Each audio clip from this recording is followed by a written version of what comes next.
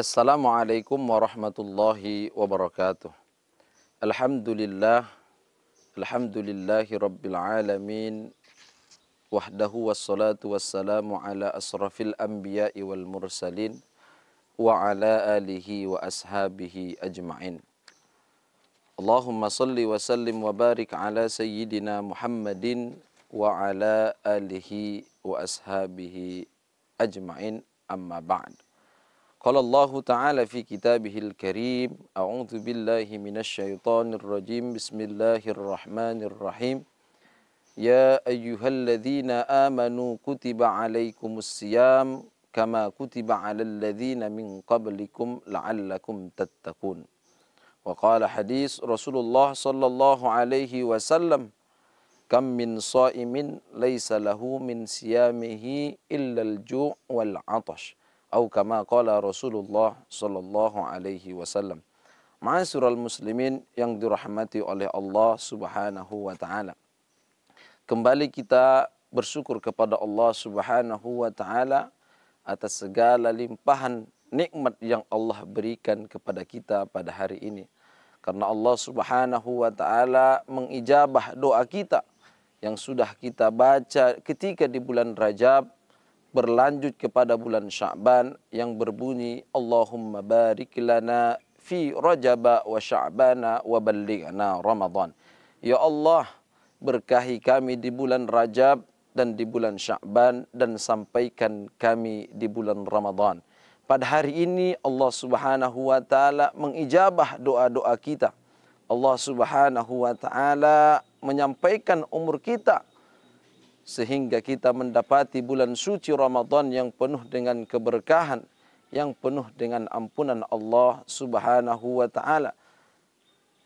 Mudah-mudahan kita selalu bisa bersyukur kepada Allah Subhanahu wa taala dengan menjalankan perintahnya dan menjaga hati kita dari segala hal-hal yang bisa membatalkan puasa kita pada hari ini.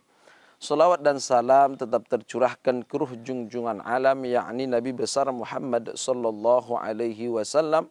Mudah-mudahan kita mendapatkan syafaat Rasulullah mulai dari dunia terlebih di akhirat kelak nantinya. Amin ya rabbal alamin. Ma'asyiral muslimin rahimakumullah. Pada dasarnya setiap orang memiliki tujuan. Dan orang tersebut akan mengharapkan tujuannya itu supaya mendapatkan hasil yang terbaik.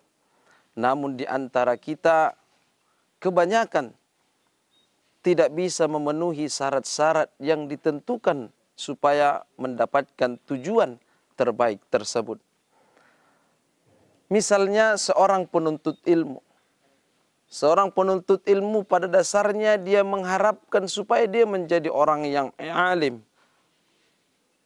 Tetapi seorang penuntut ilmu itu banyak tidak bisa memenuhi syarat-syarat supaya menjadi orang alim. Di antaranya misalnya, dia tidak rajin, tidak bersungguh-sungguh dalam menuntut ilmu. Dia tidak mengharapkan keberkahan dari guru-gurunya. Padahal hal tersebut menjadi syarat untuk menjadi orang alim, orang-orang yang dihargai oleh orang-orang yang dihargai oleh masyarakat karena dengan ilmunya. Begitu juga kita pada bulan Ramadan ini. Ketika kita berpuasa, tentunya kita mengharapkan puasa kita ini menjadi puasa yang terbaik di hadapan oleh Allah Subhanahu wa taala. Puasa kita ini diterima oleh Allah Subhanahu wa taala. Namun banyak di antara kita yang disayang, bahkan ini disayangkan oleh Rasulullah sallallahu alaihi wasallam. Betapa banyak di antara kita dia berpuasa tetapi dia tidak meninggalkan hal-hal yang bisa membatalkan pahala puasanya. Dalam hadis Rasulullah sallallahu alaihi wasallam bersabda, "Kam min sha'imin laisa lahu min siyamihi illa al-ju' wal 'atash." Betapa banyak orang yang berpuasa akan tetapi puasanya itu tidak memberikan manfaat apapun kecuali hanya illal ju' wal 'atash, kecuali hanya menahan dahaga dan menahan lapar. Para ulama fikih misalnya telah membagi yang membatalkan puasa ini menjadi dua bagian. Yang pertama, yang membatalkan puasa menurut syariat. Hal ini sangat maklum dan banyak orang bisa menghindarinya. Dia berpuasa tapi dia bisa menghindari hal-hal yang membatalkan puasa menurut hukum fikih. Seperti misalnya berzina, seperti jima antara seorang suami dan istri, memakan makanan. Tetapi kebanyakan di antara kita tidak bisa menahan hal-hal yang bisa membatalkan pahala puasa. Dan inilah pembagian yang kedua. Dia berpuasa diterima secara syariat tidak batal, tetapi secara hakikat pahala puasanya tidak diberikan oleh Allah Subhanahu wa taala, tidak diterima oleh Allah Subhanahu wa taala. Hal ini karena larangan-larangan Rasulullah sallallahu alaihi wasallam yang dilarang Rasulullah tidak dilaksanakan. Sebagaimana di hadis Rasulullah sallallahu alaihi wasallam berbunyi, khamsun yuftiruna as-shaim. Ada 5 hal yang bisa membatalkan pahala puasa seseorang. Yang pertama adalah menggibah, al-ghibah, menceritakan aib seseorang. Walaupun kadang aib tersebut betul, tetapi orang tersebut tidak sudi aibnya diceritakan.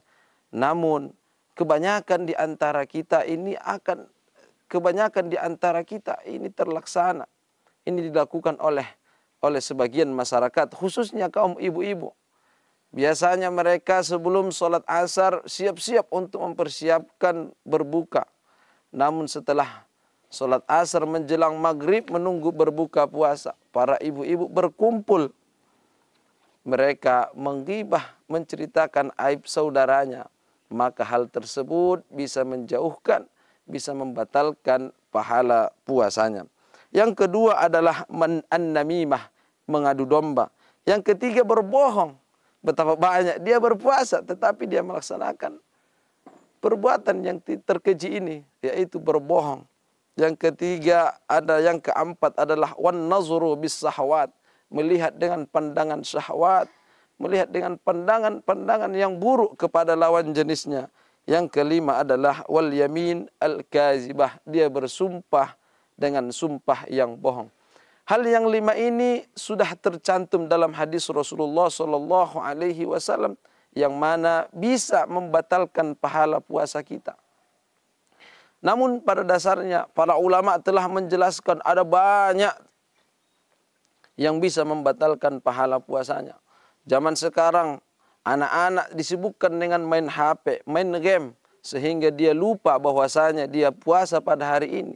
Sibuk dengan handphonenya, tapi dia tidak sibuk dengan ibadahnya. Dia tidak sibuk dengan sholatnya. Dia tidak mengerti apa hal-hal yang dilakukan ketika berpuasa. Sehingga membuat dia terlena dengan HP-nya. Maka hal tersebut juga bisa membatalkan pahala puasanya. Dan yang paling berat sebenarnya, bahwasanya di antara kita ada banyak orang-orang dia berpuasa namun dia belum bisa memaksimalkan ibadahnya yang lebih wajib, seperti misalnya melaksanakan sholat. Dia berpuasa tetapi dia meninggalkan sholatnya. Padahal dalam sebuah hadis Rasulullah sallallahu alaihi wasallam yang panjang, suatu ketika malaikat Jibril mendatangi Rasulullah sallallahu alaihi wasallam. Malaikat Jibril berkata kepada Rasulullah, "Ya Muhammad, la yataqabbalullahu min tarikis salati sawmahu wala sadaqatahu wala hajjahu wala amalahu wala zakatahu." Wahai Muhammad, kata malaikat Jibril, Allah Subhanahu wa taala tidak akan menerima puasa seseorang, sedekah seseorang, haji seseorang, amal-amal perbuatan seseorang, dan zakat seseorang ketika ia meninggalkan sholatnya. Hal ini menjadi peringatan bagi kita, bagi orang yang berpuasa. Seyogianya di bulan puasa Ramadan ini kita terus menjaga ibadah kita. Kita terus menjaga semangat ibadah kita supaya tetap menjadi orang-orang yang diharapkan Allah Subhanahu wa taala lil muttaqin, orang-orang yang bertakwa, takut kepada Allah Subhanahu wa taala.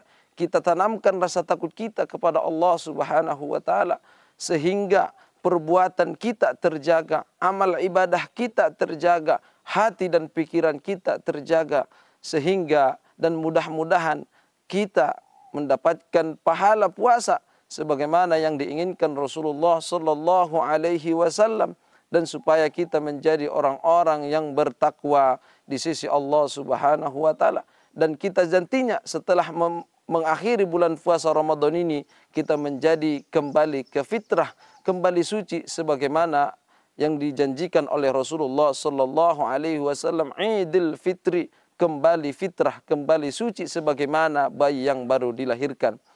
Ma'asyiral muslimin rahimakumullah.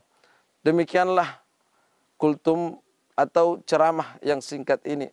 Mudah-mudahan ini memotivasi kita untuk selalu menjaga puasa kita, menjaga hal-hal yang membatalkan puasa kita, sehingga kita menjadi orang-orang yang bertakwa.